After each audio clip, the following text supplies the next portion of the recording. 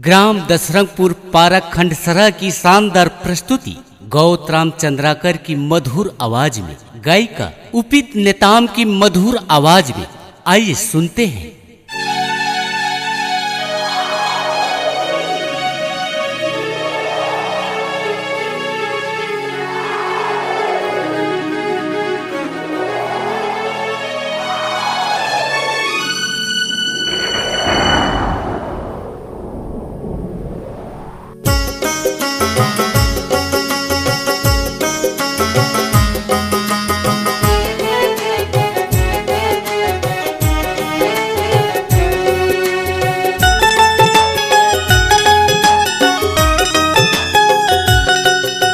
घूमती रहे गली खोज, अब नहीं है पता तो मन कलपति रह गे मोर। तय कहाँ लुका गे, तय कहाँ लुका गे रे मायारू, कैसे के काटाऊँ मैं हाँ दिन ला। तय कहाँ लुका गे मोर मायारू, कैसे के काटाऊँ यहाँ दिन ला।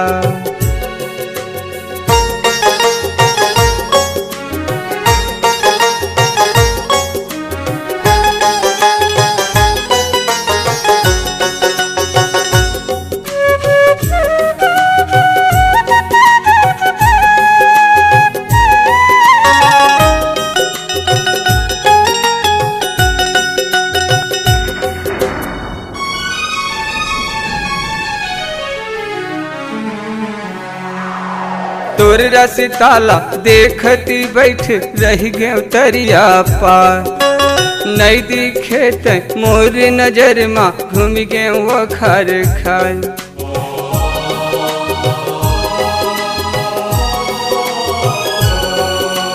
तोर रसिताला देखती बैठे रह गए तरिया पार, नहीं दिखे मोर नजर माँ घूम गए वो खर खाए।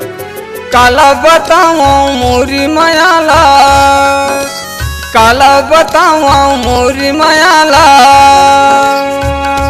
ये तनी रोवती रही थे वो।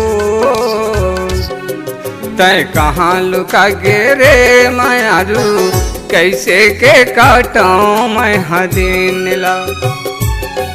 तय कहाँ लुका गे मोर मायारू, कैसे के काटाऊँ मैं हाँ दिन ला।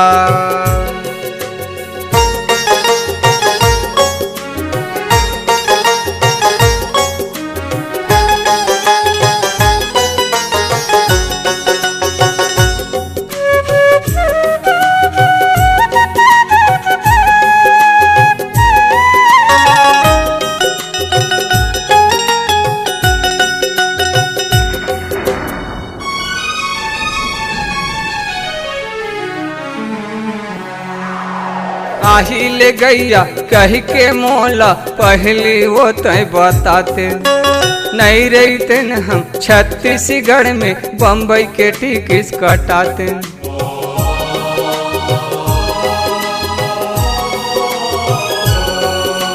आही ले गैया कह के मोला, पहली वो तय बताते नहीं रहते हम छत्तीसगढ़ में बम्बई के टिकट कटाते। नहीं पाती जी पता तो मन कलपति रही थे मोर, तन रोवती रही थे मोर। तय कहाँ लुका गे, तय कहाँ लुका गे रे मायारू, कैसे के काटाऊँ मैं हाँ दिन ला। तय कहाँ लुका गे मोर मायारू, कैसे के काटाऊँ मैं हाँ दिन ला।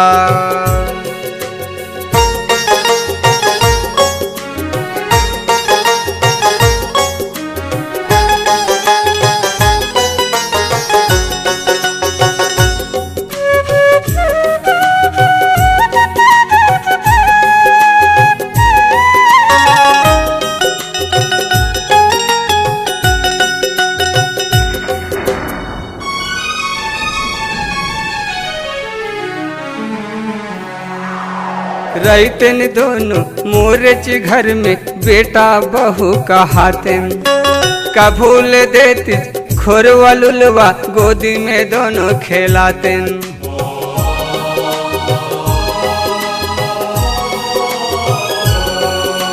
रहते दोनों मोरच घर में बेटा बहू कहाते। कबूल देती खोरवा लुलवा गोदी में दोनों खेलाते। तय होते चिबाई मोर मैं होते धनी तोर, मन कलपति रह गे मोर तय कहाँ भगा गे, तय कहाँ लुका गे रे मायारू, कैसे के काटूं मैं हदीन ला। तय कहाँ लुका गे मोर मायारू, कैसे के काटूं मैं हदीन ला, कैसे के काटूं मैं हदीन ला।